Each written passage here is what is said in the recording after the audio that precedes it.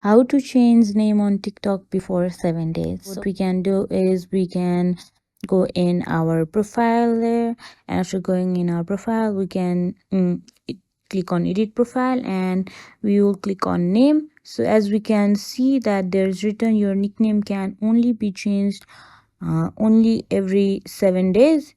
So what we'll do is we'll go back in our settings and privacy, and we'll search for uh, report a problem there, and we'll click on report a problem. And after clicking on it, we will scroll down a bit, and there we will get to see account and profile, and there we will have a lot of option, but we'll click on editing profile, which will be in the second last option of account profile. And then there we will get to get a lot of option there. So what we'll have to click on it is updating name, and here if your problem is resolved, then you can simply click on yes. If not, then you will click on no, and you will write what is not and cannot able to change the name on TikTok without waiting 7 days. So yeah, that is how we can change name on TikTok before 7 days.